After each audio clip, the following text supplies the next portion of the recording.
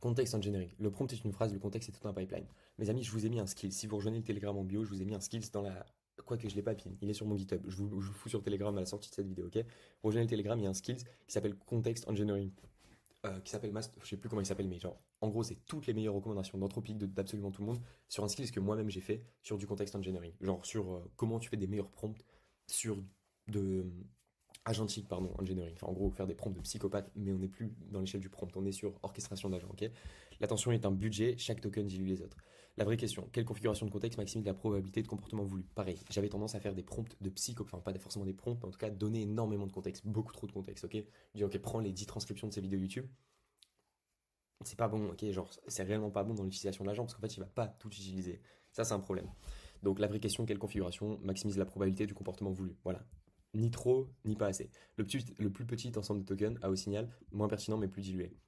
Le contexte système prompt, plus outils, plus exemple, plus historique, plus résultat, plus l'ordre de tout ça. Ouais, ok, on a la définition du contexte, c'est good. La dumb zone arrive bien avant la limite théorique. Voilà. Ça, vous, normalement, le savez déjà. C'est-à-dire que quand tu es à 100%, quand tu arrives à 80% de ton contexte, en moyenne, tu vois, tu commences à être dans de la merde. Genre, ton agent, il commence à répéter et dire des trucs qui sont pas bons. Donc là, il faut être intelligent avant et juste avant la limite du contexte. Tu fais un petit slash compact et tu lui dis bien avant, ok, slash compact. Donc je vous l'ai fait, mais bon, normalement, vous connaissez un petit peu. J'espère que vous n'êtes pas débutant. Slash compact, ok.